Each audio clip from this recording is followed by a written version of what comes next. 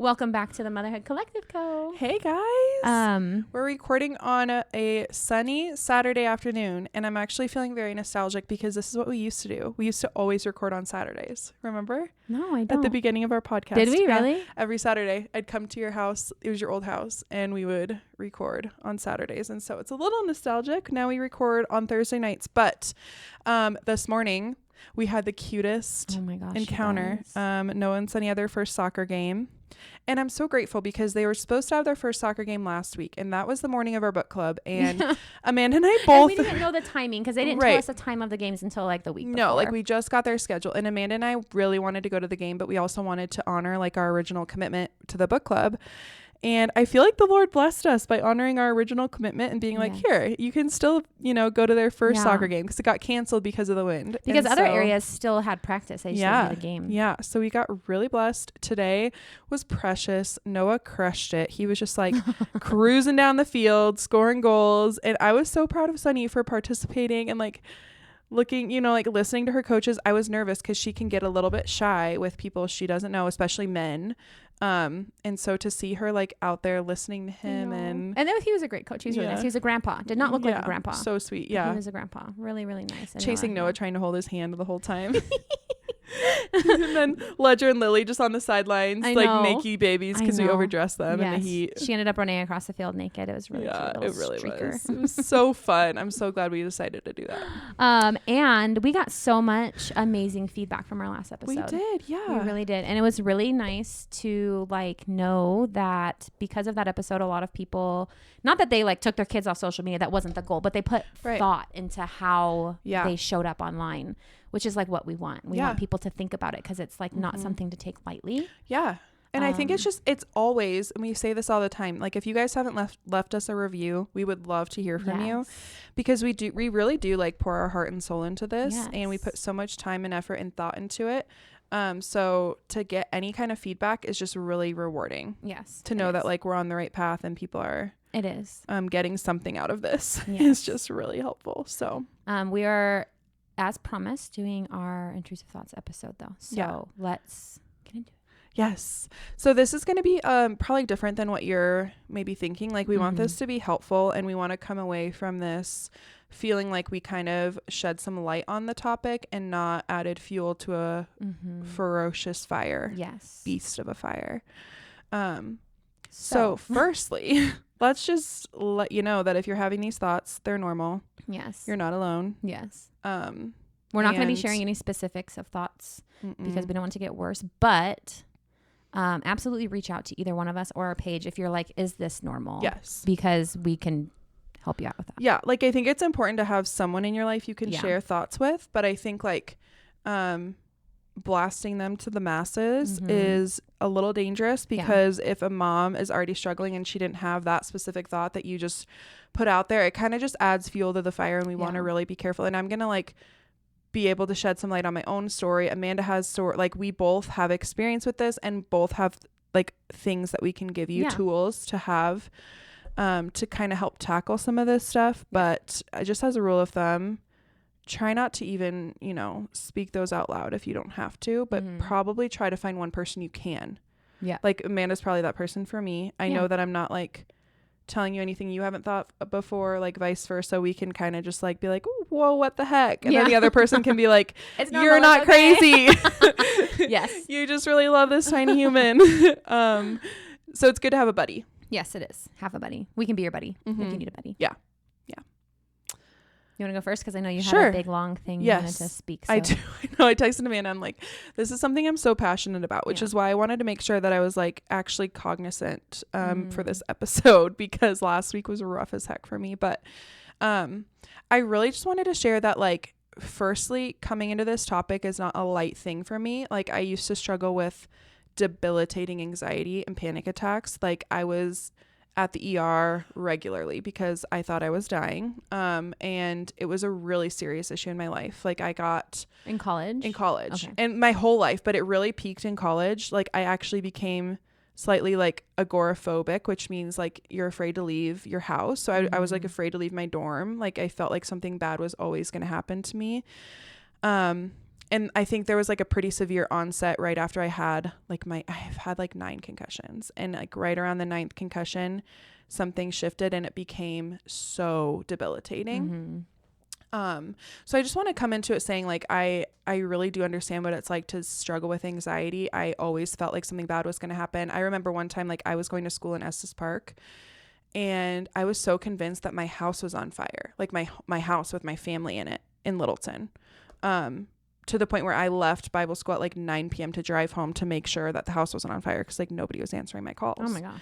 It's stuff like that was like it was very much interfering with my everyday life. Yeah. And that's actually why I got Benny, my dog, because there was an ER doctor and my psychiatrist. Like I tried all the pills, like nothing helped. Nothing was even touching my anxiety and my panic. And we got Benny, and he helped so much. I brought him everywhere with me. But what really changed for me was actually in my birth with Sunny, and you can go listen to that whole story. I'm not even going to get into it. But there was a moment where I thought that I was dying, and I didn't have my daughter with me. And I had this moment where I'm like, most of anxiety is rooted in death, right? Yeah. Or the fear of death, or like something bad happening. And I got to that point and I'm like, this is horrible, and I'm panicking and I don't want to die right now. But also, is this what I was so afraid of my whole life? Like, if I die right now, there is nothing I could have done. There's like, that's my time. Yeah. And there's almost this like peace that can kind of settle into you if you really go to like, what's your worst case scenario? Yeah. Do you actually have control over that? No. Yeah. And when you live it, there's something actually really freeing of being like, okay, that's what I was afraid of this whole time. Yeah. And it's not as bad as I thought it was going to be. And it's going to happen someday, regardless of what I do or don't do. So, I don't know. It brought me to this point of complete surrender. And I really feel like the Lord used that situation to heal me from my anxiety, because I don't have panic attacks. I like, especially raising Sunny, no anxiety. Good. I didn't struggle with intrusive thoughts. I heard people say that. I'm like, what are you talking about? Yeah, why would you think that? Just like, I really feel like I was just like so encapsulated in peace raising her. And then I had Ledger, and I am feeling, and I'm actively going through this, I'm a little bit like, whoa, wait a second, what's going on here? Because I definitely have struggled with intrusive thoughts with Ledger that have translated to Sunny since I've been postpartum with Ledger. But I guess like what I want to say and what I want you guys to know is that like when I was going through the period of time of like, the Lord healed me from this 3.5 years ago during Sunny's birth. And after that, there was like an active choice that I had to make every single day, because there was all of these neural pathways in my brain that have been formulated through anxious thoughts. So like every time that you're, like feeling anxious or having these thoughts, like you're actually like carving out new neural pathways in your brain. That even if you aren't like physically feeling the effects of anxiety anymore, your brain is still trying to sort through all those thoughts. So there was a long period of time where I had to get really, really serious about not like protecting my heart and my mind and not agreeing with those things, which meant like, I feel like people thought I was crazy for a long period of time. Like if people were speaking anything that wasn't life-giving, and like something that I felt like the Lord would want to speak to me in that season, I had to literally walk away. Somebody's talking about like someone's child in the hospital or something horrible happening in this car accident or whatever. I was like, I'm so sorry. I'm like really fighting to protect my spirit right now. I can't listen to this. And with that, every single time a thought was popping into my brain, I was out loud speaking the opposite. So if Satan was trying to tell me something was going to happen to Sunny in X amount of whatever, I would speak out loud, thank you, Lord, that you gave me a daughter that is healthy and strong and that you care about more than I care about her. Or it was about me when I was getting in my car. Thank you, Lord, that you go before me on this drive and that you will guide my steps and that you have my best interest in mind, and declaring those things out loud. Because this is what's really cool. I have a few different verses to share with you guys, but one of my favorite verses about this is in James 4, verse 7. Submit yourselves then to God, resist the devil and he will flee from you. And I'm like, do we always understand the power that we have as believers? Because it says if we resist him, he will flee from you. And I have experienced that in my life with anxiety before. Like I took a stand and I'm like, no longer. I could so clearly identify that Satan was trying to steal my joy and that he was trying to take away my life from me. Because if he can debilitate you in anxiety every day, like you're not living a life. That's not a life abundant that like Christ died for us to have. And so I had to get really serious about like identifying his voice and casting him aside. And it was like a regular discipline. Like when you have that verse, it's like, take your thoughts captive. It is constant. It is like all the time you have to be on guard, but it gets easier. Like the longer you do it, it gets easier and easier and easier. And I watched as all of those thoughts dissipated completely from my brain. And that's why dealing with it now with Ledger, I'm like, I see this exactly for what it is. And I'm not afraid of it because I know what the Lord did before. He can do again in my life and he will do again in my life. But we play an active role, you know, like we can't just sit back and be like, oh Lord, heal me, heal me, heal me, heal me. Right. We need to actually, what does it say in the Bible? To take the thoughts captive, resist the devil and he will flee from you. Like submit yourself to Christ. Like what do those things actually mean in your life? And are you partnering with the living God to in the realm of being able to see victory in these things? It's interesting because with your birth with Sunny, you didn't really fear for her. You feared for yourself.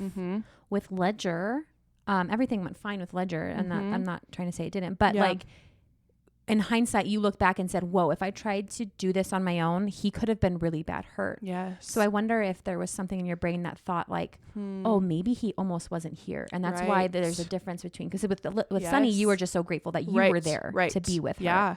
And with Ledger, it was like, oh, he could have not been here if the stars didn't align. That is so true. I never even thought about that parallel because I never worried about Sunny in my birth with her, and I never worried about myself in my birth with Ledger because I knew in both of those things, like, that's really true. And I think, like, honestly, identifying roots like that is really important. I think so too. To kind of like give yourself a little bit of grace too, to be like, okay, I see what my brain is trying to do. Yeah. And I will let you talk about the psychological perspective because I think you have a really good one on intrusive thoughts. But just like a couple more verses I wanted to share. But John 10:10 says, the thief comes only to steal and kill and destroy.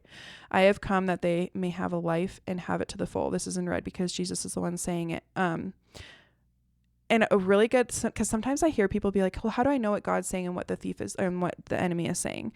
And it's like, is it in the realm of stealing, killing, destroying, not from God? Cast that aside because that is not from God and that is not what he has for you in your life. And the other verse that I love to cling to, which I kind of already alluded to, is in Luke 12:25. Who of you by worrying can add a single hour to your life? Yeah, I love that one.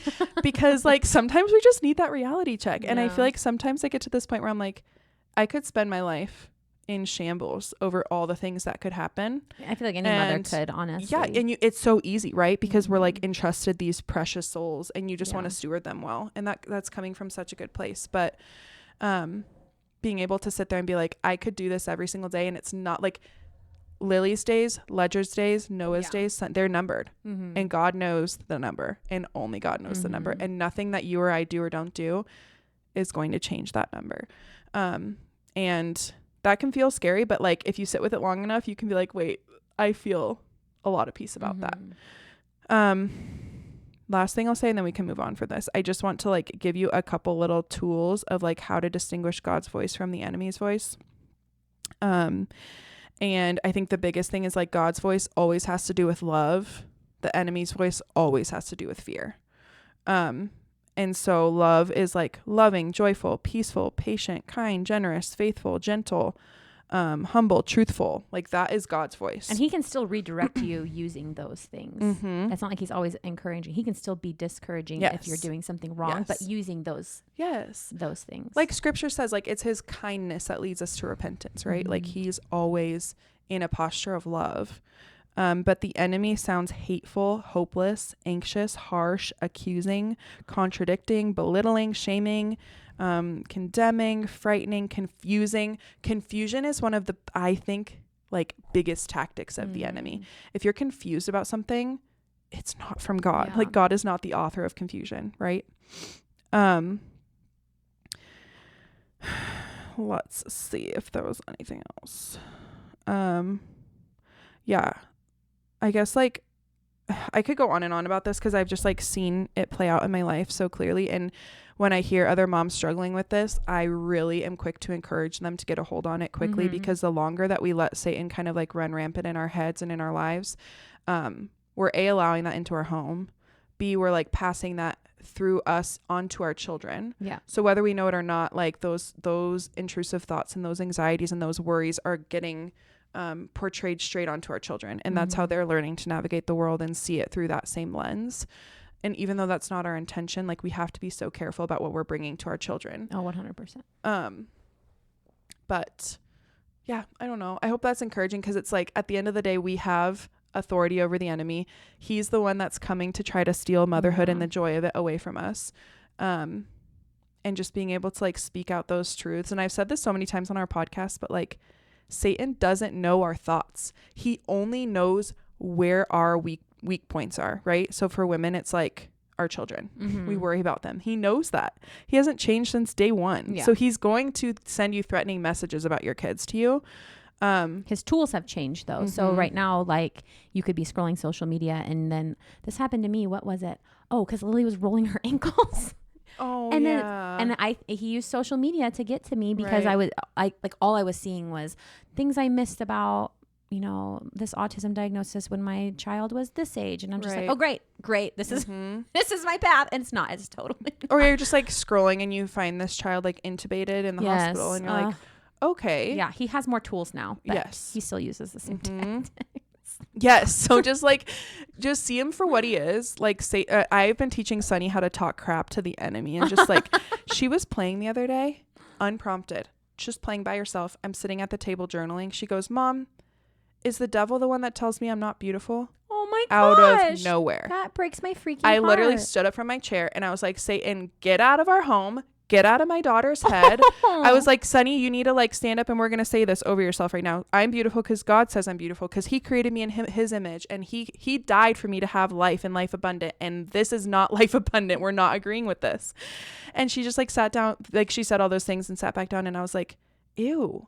He's already like, he is so active. And I just like, wow, if we can put him back in his place and teach our children to recognize his voice and distinguish the two, I think is a big deal. Yeah. Yeah. Because I think going through puberty, she's only 3. That's awful. Yeah. But going through puberty can be dark, and teaching them at this age, big deal.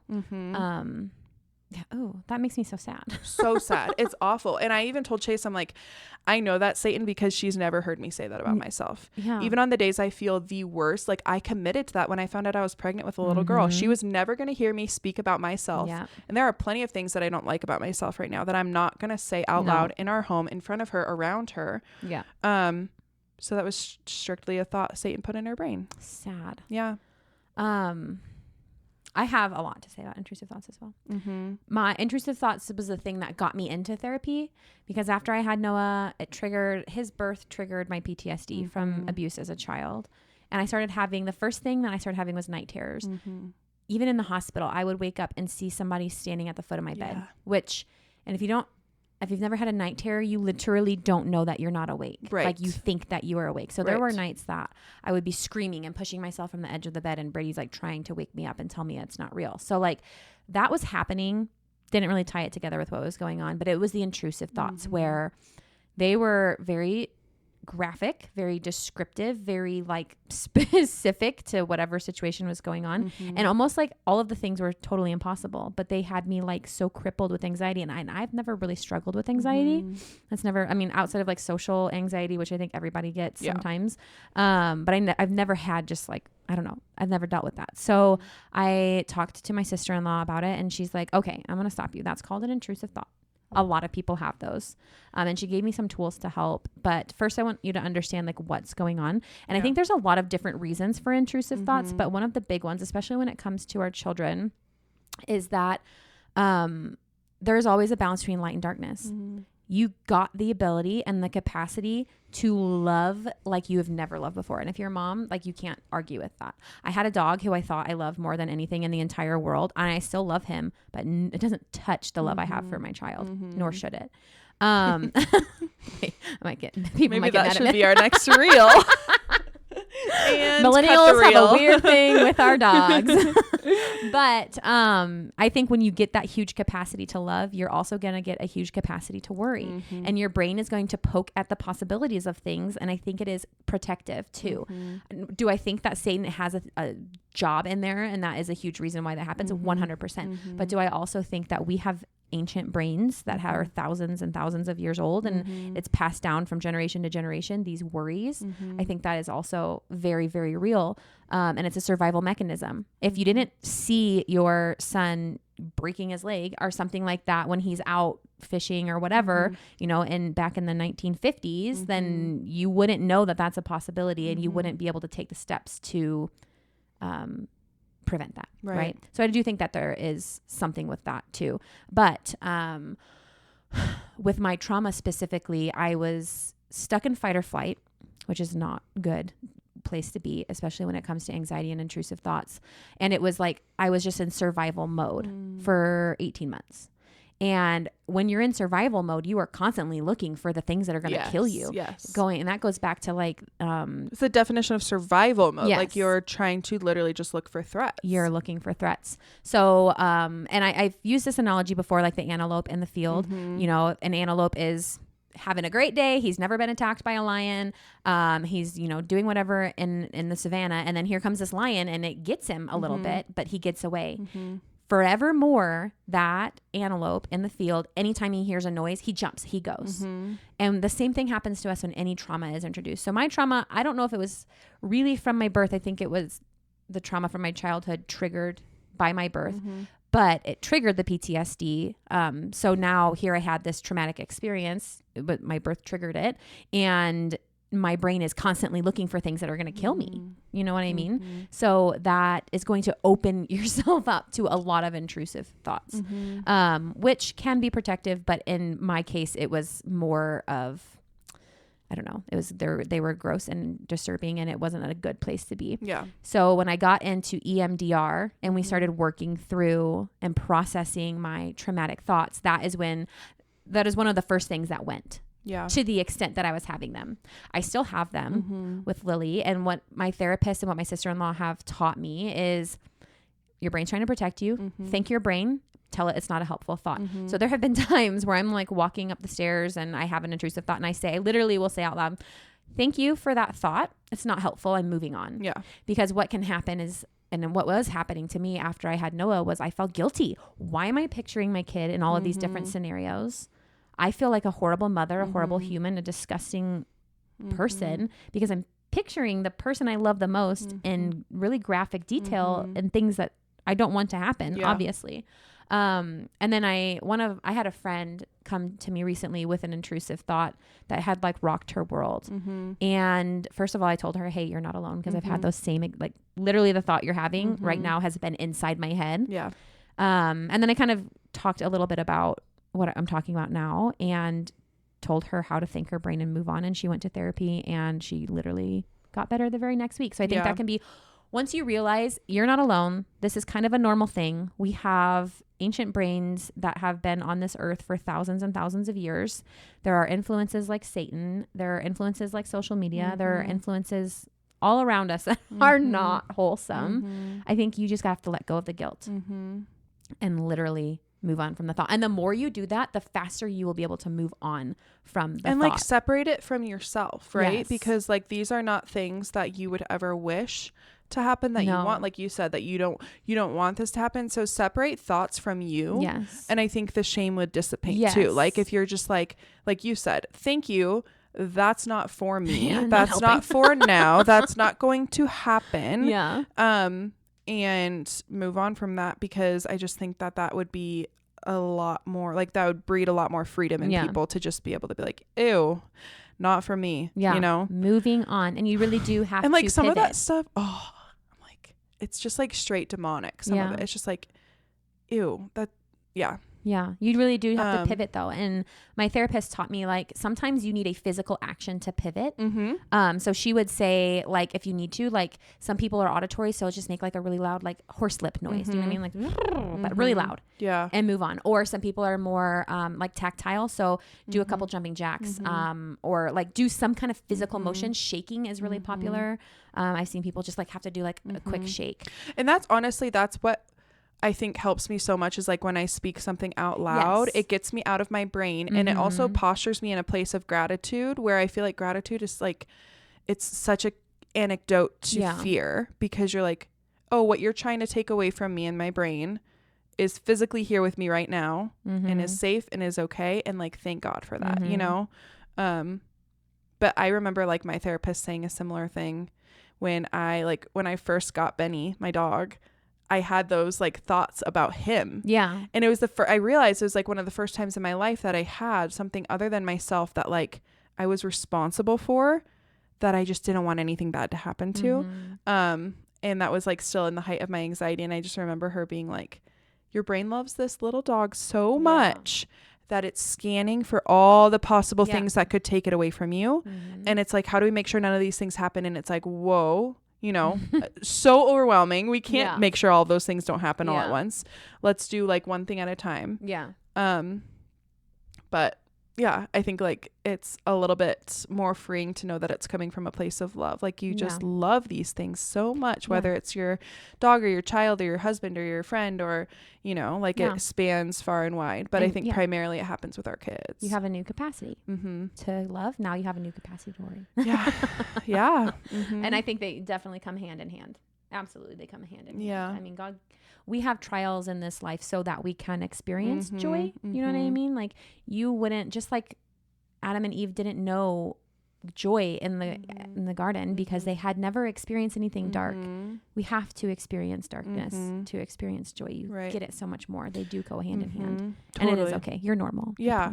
You're not crazy. Like, that's probably the biggest thing. Like, I'm sure there's so many moms who would never dare even say any of these things to someone because they're like, no, but you don't understand. And I know that whatever it is, it has been thought of by probably every other mom, and it's okay, but it's not like how you need to live forever. And once your brain knows something's a possibility, like I'm thinking of a very specific thought that I was talking with my friend about. Once she knew that, like, hey, this happens to other kids, it's an actual possibility. Sometimes I think it's like a loose tooth, right? You're like constantly wiggling the tooth even though it hurts. Like our brains just kind of poke at that, and it's like, oh, this is a possibility. Let's think about this for a minute, and let's really prepare ourselves. Let's really I don't know, just play it out to see what would happen. But then I also think that can be protective because again, you've played it out, you've felt the feeling of what it would feel like. No, we're never gonna do that. You know what I mean?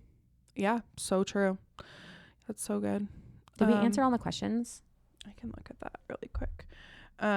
I know that I will say, as helpful as I think Amanda and I are, if this is something that is debilitating and is interfering with your everyday life, you need to get help from a therapist. It's not going to go away. It's going to get worse. I'm not trying to just like speak hopelessness right now. That's not my heart. I just don't want you to be under an illusion that this can just go away with no external help, because if it's to a point of a certain severity, we would like for you to try to find somebody that you can get some more specific help from, and even potentially get put on an SSRI or something for a season of time, because I know that anxiety can get to the point where you're feeling debilitated. I talked to a mom recently who, I'm not just going to walk around diagnosing people by any means, but I saw myself in her because she was feeling really anxious about leaving the house with her baby. And she just kind of started saying, like, I just feel like all these things are like, could happen if we're not at home, but if we're at home, I feel like more safe. And I was like, that's how I felt when I was becoming like agoraphobic, which means fear of leaving your house. It's like you're only safe if you're in your room, or maybe it could even just be like in your bed, or like whatever that specific place is. And I just don't want anyone to deal with that and think like this will get better with time. It's likely not going to get better with time. Time doesn't heal anything. God does. Yes. And so just like what you do at that time is really important. So just get serious about it, and know that like this doesn't have to be a part of your your story. Like I said, this, you can have healing from this. Is it ever going to be like completely gone forever? No, like it's a battle. Like it's a constant battle, but you have to show up for the battle. Yeah. And it gets easier if you do. It gets so much easier. A muscle, right? I almost like pivot. Yes. I almost felt like at some point, why am I having such a hard time finding this question box? I don't know. The way I described it to people who they noticed that I wasn't as anxious as I had used to be. They noticed that it was like a victory in my life. And I was like, I think eventually Satan just got sick of me. Because he was like, this girl's serious. Like, she's going to show up and she's going to fight the battle. And I just like think about that verse all the time. What does that mean? That like Satan will flee from you? Jesse and I are huge proponents of therapy. And I think there's a really cool resource. If you go to psychologytoday.com and you use their Find a Therapist tab, you can like filter it so hard. Like you can find a Christian female that's under 30. You know what I mean? Like you can get so specific with what you're looking for in a therapist. And I think that's a really great place to start, because there are so many therapists. There are so many different types of therapy. There are so many different people doing therapy. That's kind of like a roadblock for people of like, oh, how do I find one? I don't know how to find one. And if like time is a problem or traveling is a problem, you can go to betterhelptoday.com. My sister-in-law works for them, and you can like it's like super easy to switch therapists. So if you do a session with someone you don't like them, you don't have to tell them. You just like get a different one, and it's Amanda's like dream. I know you don't have to tell them.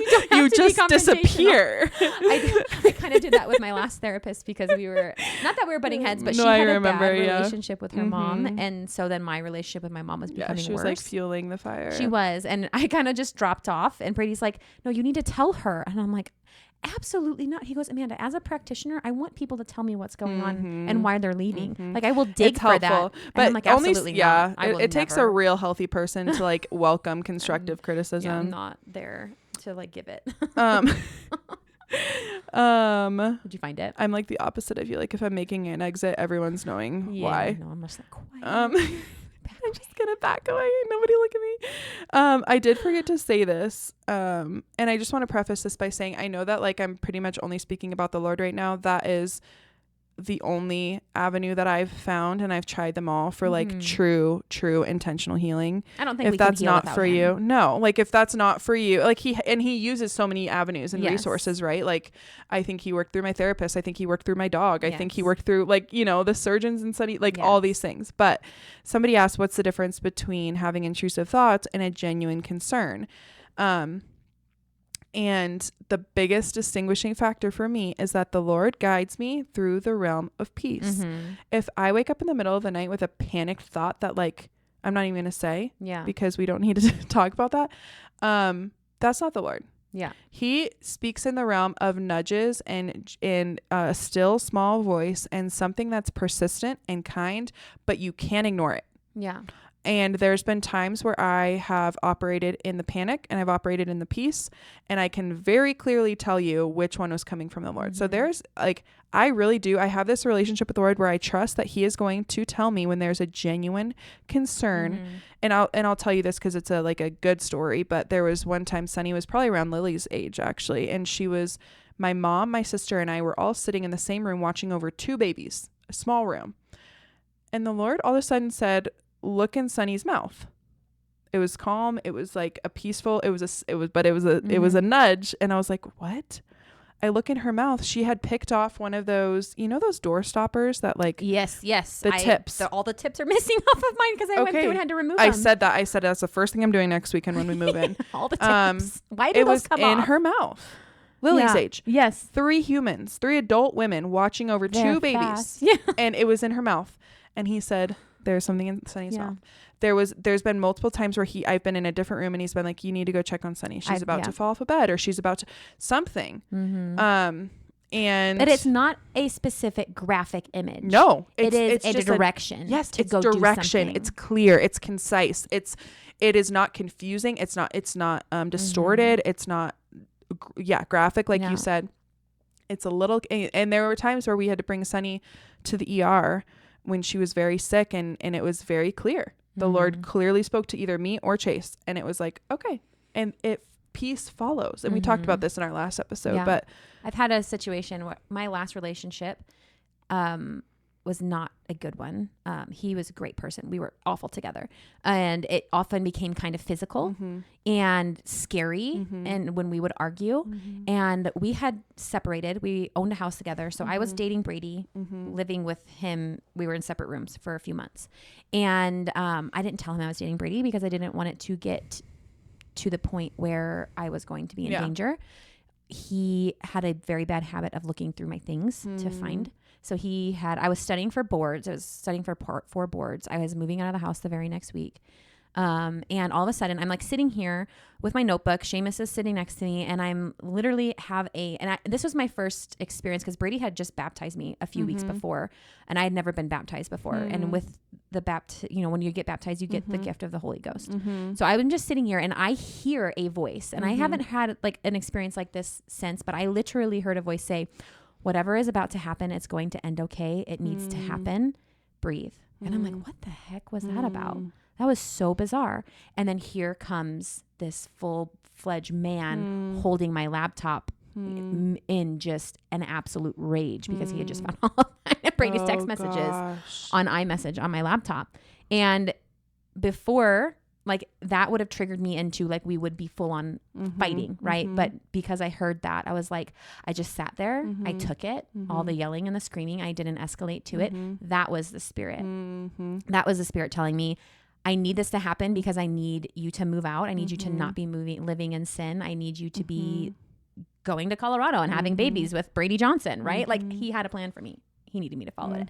And with the intrusive thoughts with Noah, there are times where like I'm about to go to bed and I get this graphic image of something that could have happened to him in his room. Is it a possibility that something graphic could have happened to him in his room? Yes. But it is a random graphic image. There is no loving voice. There is no feeling calm. There is just no direction. A disgusting image in my head. And I'm like, I'm going to open the door just to like calm myself down. But I know that this is not what I'm about to walk into. Yes. And the more you like do that, the more you realize, I think it takes practice. Yes. It does. More practice distinguishing, hey, the Spirit is prompting me to not turn left on this road right now. I'm probably never going to find out why I shouldn't turn left on this road. And I'm glad for it. Yeah.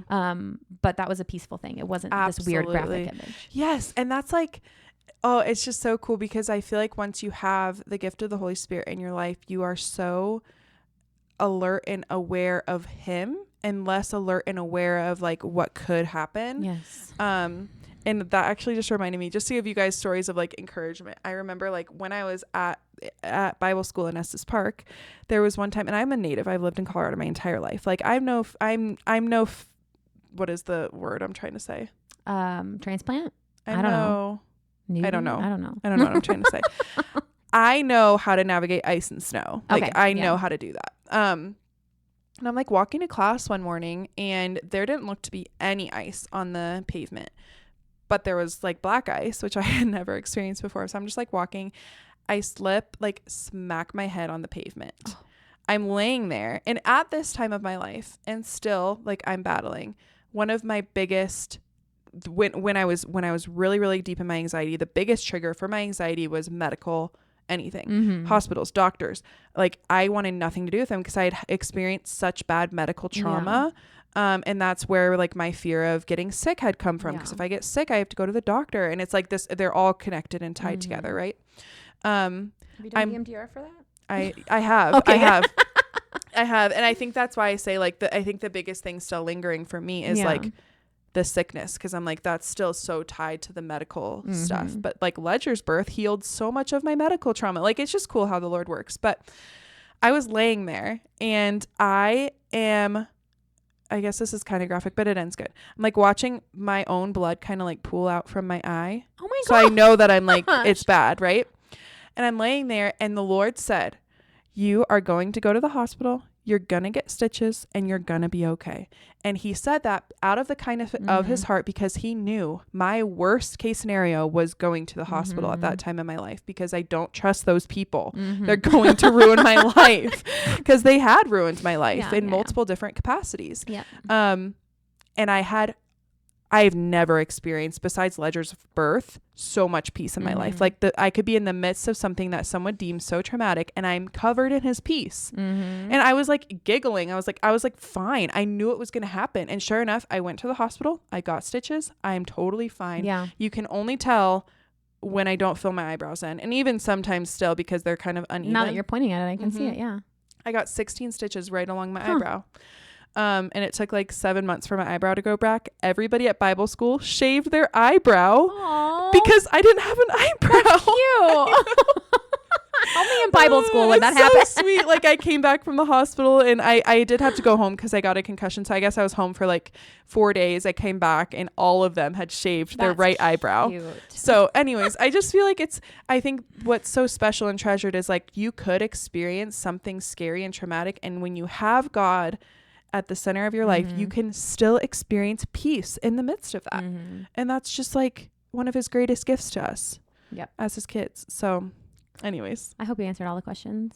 I think we did, honestly. Okay. And I hope you feel better. I hope after this episode, you feel a little bit more normal. You have a little bit more insight into what is actually happening in your brain, because that's a powerful tool.